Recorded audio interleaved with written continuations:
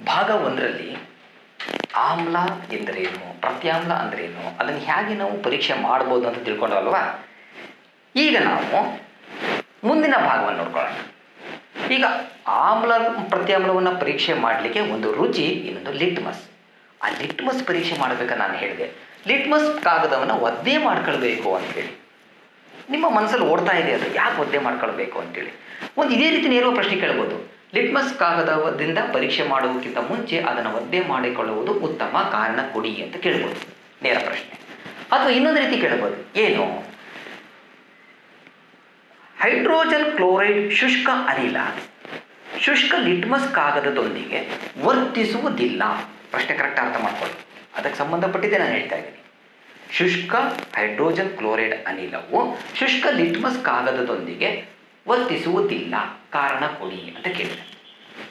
ಈಗ ನಿಮಗೆ ಸ್ವಲ್ಪ ಗೊಂದಲ ಆಯ್ತಲ್ವಾ, ಯಾಕೆ ಅಂತ ಹೇಳ್ಕೊಂಡು ಇದನ್ನು ನೆನ್ಪಿಡ್ಕೊಳ್ಳಬೇಕು. ಯಾಕಪ್ಪ ಅಂತಂದರೆ ಲಿಟ್ಮಸ್ ಕಾಗದ ವರ್ತನೆ ಮಾಡೋದು ಯಾವಾಗ, ನಾವು ಯಾಕೆ ನೀರನ್ನು ಒದ್ದೆ ಮಾಡ್ತೀವಪ್ಪ ಅಂತ ಹೇಳಿದ್ರೆ, H+ ಅಯಾನ್ಗಳು ಬಿಡುಗಡೆ ಆಗೋದು ನೀರಿನ ಉಪಸ್ಥಿತಿಯಲ್ಲಿಯೇ ಹೊರತು ಅನುಪಸ್ಥಿತಿಯಲ್ಲ. ಅಂದರೆ ನೀರಿದ್ದರೆ ಮಾತ್ರ H+ ಅಯಾನು ಬಿಡುಗಡೆ ಆಗಲಿಕ್ಕೆ ಸಾಧ್ಯ. ಹಾಗಾಗಿ ನಾವು ಲಿಟ್ಮಸ್ ಕಾಗದವನ್ನು ಒದ್ದೆ ಮಾಡ್ಕೊಳ್ತೀವಿ. ಆದ್ದರಿಂದನೇ ಶುಷ್ಕ ಹೈಡ್ರೋಜನ್ ಕ್ಲೋರೈಡ್ ಅನಿಲವು ಶುಷ್ಕ ಲಿಟ್ಮಸ್ ಕಾಗದದ ಜೊತೆಗೆ ವರ್ತಿಸುವುದಿಲ್ಲ. ಇದು ಕ್ಲಿಯರ್ ಆಯ್ತಲ್ವಾ. ನೋಡಿ, ಆಮ್ಲ ಅಂದ ತಕ್ಷಣ ಸಾಮಾನ್ಯವಾಗಿ ಏನಿರುತ್ತೆ ಅದನ್ನು ನಿಮಗೆ ಒಂದು ಎಕ್ಸಾಂಪಲ್ ಇಲ್ಲಿ ಬರೆದು ತೋರಿಸ್ಬಿಡ್ತೀನಿ. HCl ಹೈಡ್ರೋಕ್ಲೋರಿಕ್ ಆಮ್ಲ, sulphuric acid H2SO4, nitric acid HNO3, acetic acid CH3COOH.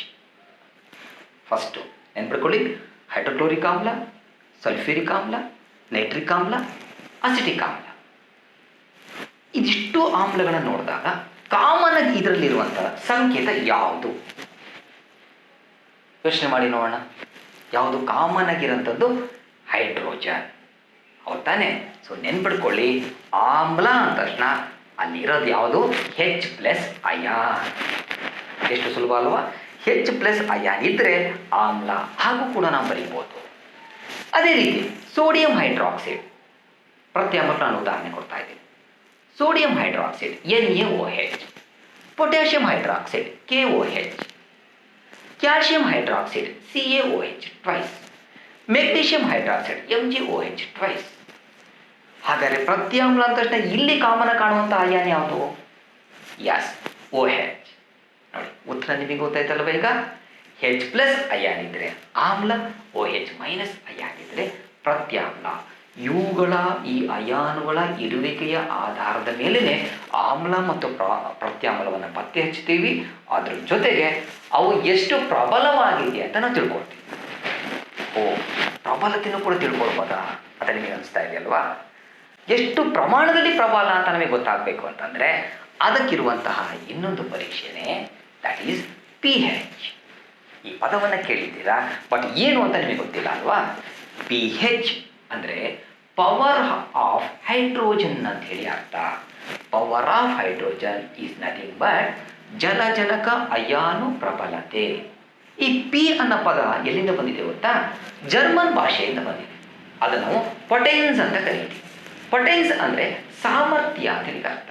ಅದೇ ಸಾಮರ್ಥ್ಯವನ್ನೇ ನಾವು ಇಂಗ್ಲೀಷ್ನಲ್ಲಿ ಏನಂತ ಕರಿತೀವಿ? ಪವರ್ ಅಂತ ಕರಿತೀವಿ. That is power of hydrogen. ಈ pH ಆಧಾರದ ಮೇಲೇ ಒಂದು ಆಮ್ಲ ಎಷ್ಟು ಪ್ರಬಲವಾಗಿದೆ, ಪ್ರತ್ಯಾಮ್ಲ ಎಷ್ಟು ಪ್ರಬಲವಾಗಿದೆ ಅಂತೇಳಿ ನಾವು ಸುಲಭವಾಗಿ ತಿಳ್ಕೊಳ್ಬೋದು. ಅದಕ್ಕೆ ಒಂದು pH ಸ್ಕೇಲ್ ಅಂತಿದೆ. ಆ pH ಸ್ಕೇಲ್ನ ವ್ಯಾಲ್ಯೂ ಎಲ್ಲಿಂದಿರೋದು ಗೊತ್ತಿದೆಯಾ? 0ಯಿಂದ 14 ತನಕ ಇರುತ್ತೆ.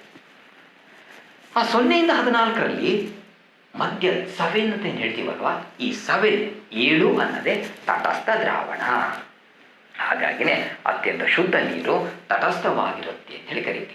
ಈಗ ನಿಮಗೆ ಕೇಳ್ತಾರೆ, ಹಾಗಾದರೆ ನಿಮ್ಮ ರಕ್ತದ pH ಎಷ್ಟು ಅಂತ ಹೇಳ್ಕೊಂಡು ಕೆಲವೊಂದು ನೆನ್ಪಿಡ್ಕೊಂಡಿರಬೇಕು. ರಕ್ತದ pH 7.4 ನೆನಪಿರಲಿ. ಈಗ ಇದ್ರ ಇನ್ನೊಂದು ವಿಶೇಷತೆ ಏನು ಗೊತ್ತಾ? ಏಳಿಗೆಯಲ್ಲಿ 0ಯಿಂದ 14 ಒಂದು ಸ್ಕೇಲ್, ಮಧ್ಯಭಾಗದಲ್ಲಿ 7 ಅಂದೆ, ಅದು ನಿಮಗೆ ತಟಸ್ಥ ಅಂತ ಹೇಳ್ಬಿಟ್ಟಿದೆ.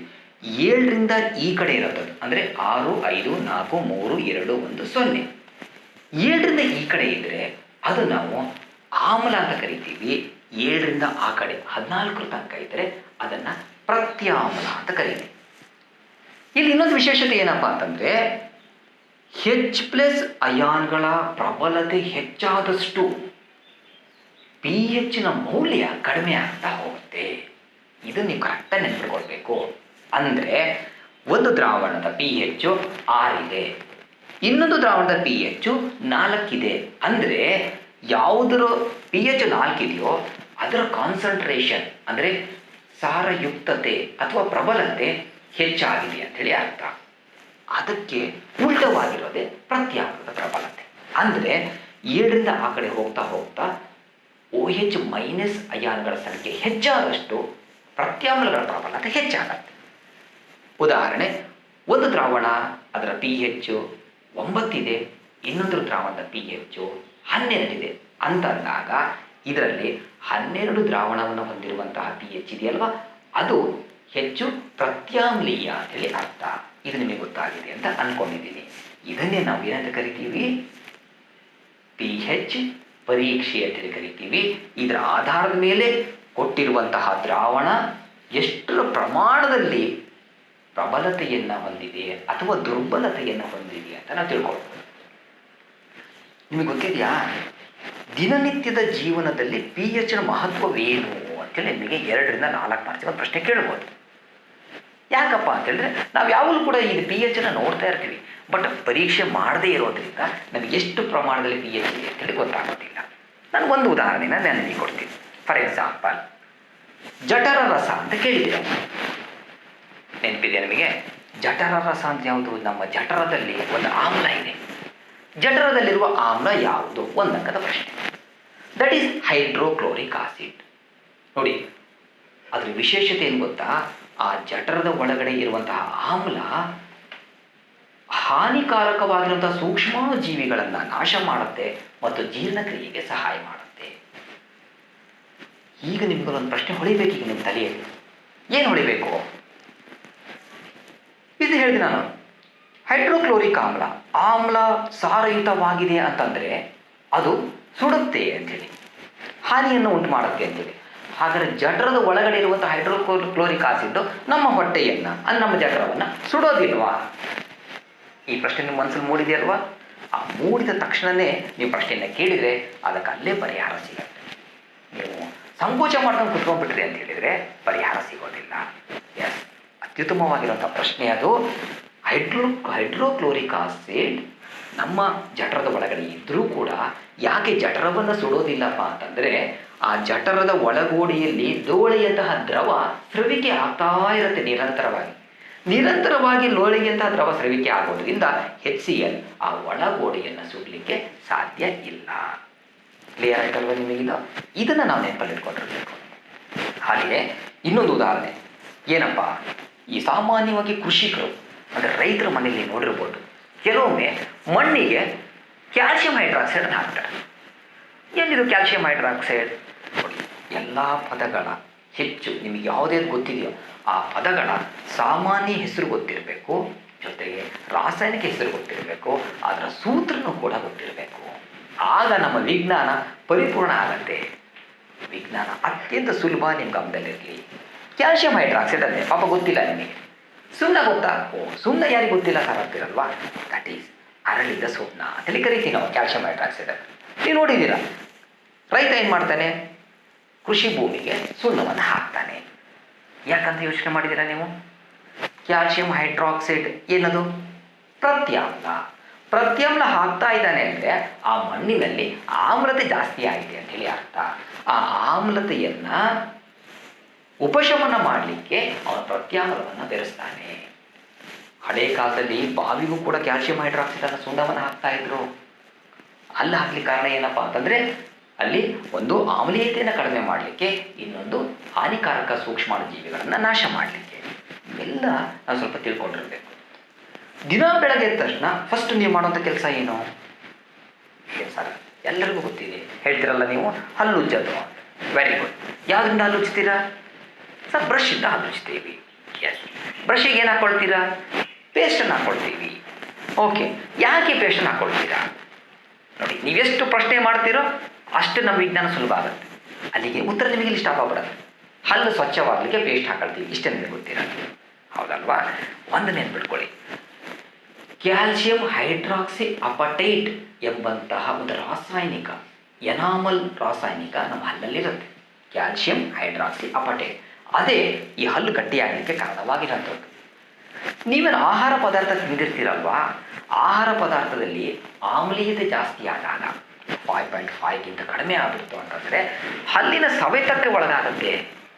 ಈ ಕ್ಯಾಲ್ಸಿಯಂ ಹೈಡ್ರಾಕ್ಸಿ ಅಪಟೈಟ್ ನೀರಿನಲ್ಲಿ ಕರಗೋದಿಲ್ಲ, ಬಟ್ ಆಮ್ಲದಲ್ಲಿ ಕರಗತ್ತೆ. ಯಾವಾಗ ಆಮ್ಲದಲ್ಲಿ ಕರಗುತ್ತೋ ಹಲ್ಲಿನ ಸವೆತ ಉಂಟಾಗತ್ತೆ. ಅದಕ್ಕೋದ್ದೇಶನೇ ನೀವು ಪೇಸ್ಟ್ನ ಹಾಕಿ ಉಜ್ತೀರ ಅಂತಂದರೆ ಅದು ಪ್ರತ್ಯಾಮ್ಲ, ಅದನ್ನು ಆಮ್ಲವನ್ನು ತಟಸ್ಥಗೊಳಿಸುತ್ತೆ, ನಿಮ್ಮ ಹಲ್ಲು ಸ್ವಚ್ಛವಾಗಿರುತ್ತೆ. ಆದ್ದರಿಂದನೇ ದಿನಕ್ಕೆ ಮಿನಿಮಮ್ 2 ಬಾರಿ ಆದರೂ ನೀವು ಹಲ್ಲನ್ನು ಉಜ್ಜಬೇಕು. ಇವೆಲ್ಲ ಏನನ್ನು ಸೂಚಿಸುತ್ತಪ್ಪ ಅಂದರೆ ದಿನನಿತ್ಯದಲ್ಲಿ ನಮ್ಮ pHನ ಮಹತ್ವವನ್ನು ತಿಳಿಸುತ್ತೆ. ಹೋಗ್ತಾ ಇರ್ತೀರಪ್ಪ ನಡ್ಕೊಂಡು, ಇರುವೆ ಕಚ್ಚಿಬಿಡ್ತು ಅಥವಾ ಯಾವುದೊಂದು ಜೇನುನೊಣ ಕಚ್ಚಿಬಿಡ್ತು, ಉರಿ ಸ್ಟಾರ್ಟ್ ಆಗುತ್ತೆ. ಯೋಚನೆ ಮಾಡಿದರೆ ಯಾಕೆ ಉರಿ ಸ್ಟಾರ್ಟ್ ಆಗಿದೆ ಅಂತ? ಅಲ್ಲೂ ಕೂಡ ಒಂದು ಆಮ್ಲ ಇದೆ, ದಟ್ ಈಸ್ ಫಾರ್ಮಿಕ್ ಆಮ್ಲ ಅಂತ ಕರಿತೀವಿ. ಸರಿ, ಆ ಉರಿಯನ್ನು ಉಪಶಮನ ಮಾಡ್ಲಿಕ್ಕೆ ನೀವೇನು ಮಾಡ್ತೀರಾ? ಯೋಚನೆ ಮಾಡಿದ್ದೀರಾ? ಅಡುಗೆ ಸೋಡವನ್ನು ಹಾಕ್ತಾರೆ ಅದ್ರ ಮೇಲೆ. ಯಾಕೆ ಅಡುಗೆ ಸೋಡವನ್ನು ಹಾಕ್ತಾರೆ? ದಟ್ ಈಸ್ ಪ್ರತ್ಯಾಮ್ಲ. ಹಾಗಾಗಿ ಆ ಉರಿ ಉಪಶಮನಗೊಳ್ಳುತ್ತೆ. ನೋಡಿ ಎಷ್ಟು ಸುಲಭವಾಗಿ ಇವೆಲ್ಲವೂ ಕೂಡ ನಾವು ಉತ್ತರವನ್ನು ಕೊಡ್ಬೋದು. ಇವನ್ನೆಲ್ಲ ನಾವು ಅನುಭವಿಸಿರ್ತೀವಿ, ಬಟ್ ಇದರಲ್ಲಿರುವಂತಹ ರಾಸಾಯನಿಕಗಳು ಯಾವುದು ಅಂತ ನಮಗೆ ಗೊತ್ತಿರೋದಿಲ್ಲ. ಅದೇ ನಮ್ಮ ವಿಜ್ಞಾನದ ದುರಂತ ಆಗಿರುತ್ತೆ. ಇನ್ನೊಂದು ತುರ್ಕೆ ಸೊಪ್ಪು ಅಂತ ಕೇಳಿರ ನೀವು. ತುರ್ಕೆ ಗಿಡ ಅಂತ ಕೇಳಿದ್ದೀವಿ, ನೋಡಿದೀವಿ, ತುರ್ಕೆಯನ್ನು ಕೂಡ ಅನುಭವಿಸಿದ್ದೀವಿ, ಕೆರ್ಕೊಂಡಿದ್ದೀವಿ. ಆದರೆ ಆ ತುರ್ಕೆ ಬರಲಿಕ್ಕೆ ಕಾರಣ ಏನು ಅಂತ ನಾವು ತಿಳ್ಕೊಳ್ಳೋಕೆ ಹೋಗಿಲ್ಲ, ಬೇಡ ಅಂತ ಬಿಟ್ಬಿಟ್ಟಿದ್ದೀವಿ. ತುರ್ಕೆ ಬರಲಿಕ್ಕೆ ಕಾರಣ ಅದರಲ್ಲಿರುವಂತಹ ಮೆಥನೋಯಿಕ್ ಆಮ್ಲ, ಹೌದಲ್ವಾ? ಇದಿಷ್ಟು ಕೂಡ ದಿನನಿತ್ಯದಲ್ಲಿ ನಾವು ಬಳಸುವಂತಹ ಆಮ್ಲ ಪ್ರತ್ಯಾಮ್ಲಗಳು, ಇವೆಲ್ಲ ಕೂಡ ಕಾರಣವಾಗಿರುವಂಥದ್ದು ಅದರಲ್ಲಿರುವಂತಹ ರಾಸಾಯನಿಕಗಳು. ಇದನ್ನು ಅರ್ಥ ಮಾಡಿಕೊಂಡ್ರೆ ನಮ್ಮ ವಿಜ್ಞಾನ ತುಂಬ ಸುಲಭ ಆಗುತ್ತೆ. Thank you. ಅದಕ್ಕಾಗಿ ಧನ್ಯವಾದಗಳು. ಮುಂದಿನ ಭಾಗದೊಂದಿಗೆ ಮತ್ತೆ ಭೇಟಿಯಾಗೋಣ. ಮತ್ತೊಮ್ಮೆ ಧನ್ಯವಾದಗಳು.